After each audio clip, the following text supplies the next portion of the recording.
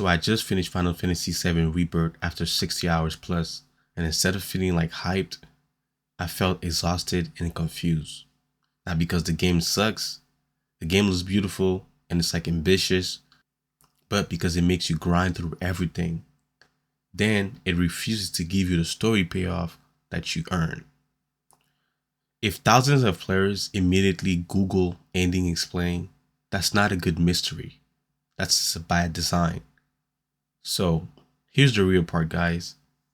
Rebirth has a higher review scores than Remake. It's bigger, it's prettier, and it's even more polished. But here's what the reviews don't tell you. Way fewer people actually beat the game. That tells you everything. This isn't about the game being hard or the game being too long. It's about how it makes you feel while you're playing the game. Now, the core issues in Rebirth. The game keeps you waiting. Rebirth throws you into a massive open zone that's packed with side quests, mini games, and collectible. It sounds good on paper, but it's a catch. The main story, it barely moves. You know what good games do? They hook you first with a good rhythm and good pacing. Something exciting happens, then you get a payoff.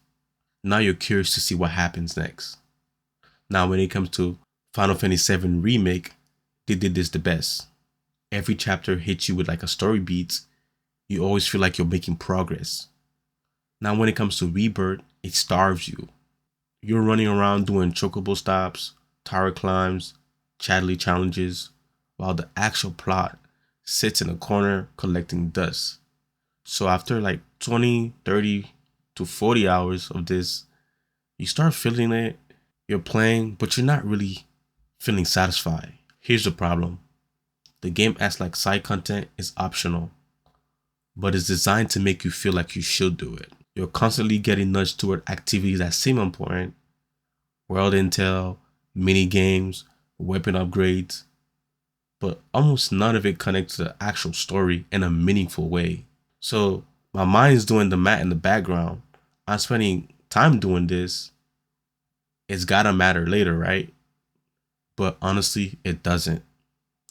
You get XP and crafting materials, no story. That gap, that's where the burnout starts to sneak in. It's why so many people say, yeah, I like it, but I stopped playing. Look, man, I love a good mystery. Mysteries make you theorize.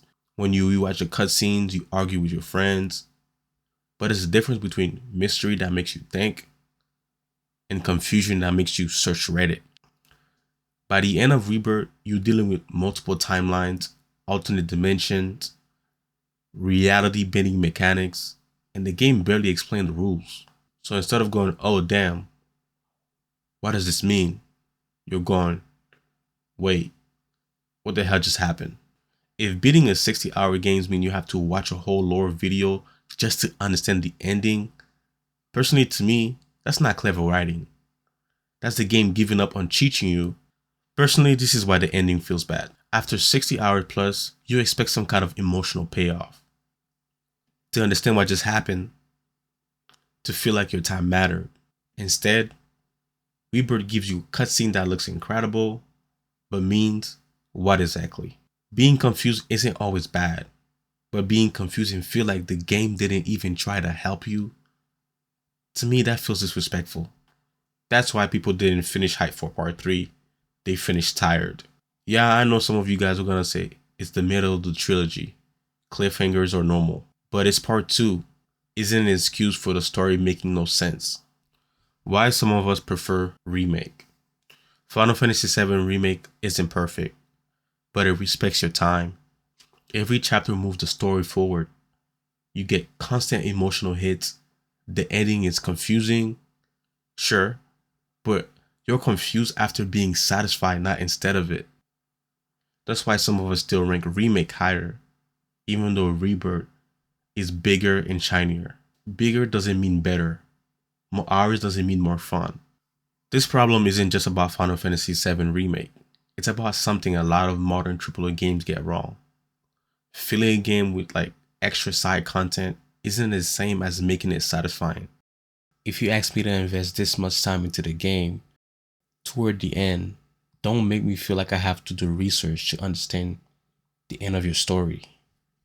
To me, it just feels like lazy writing or lack of direction. Personally, I don't hate Rebirth. I get what they're trying to go for, but they forgot something very basic. You can be deep and clear at the same time.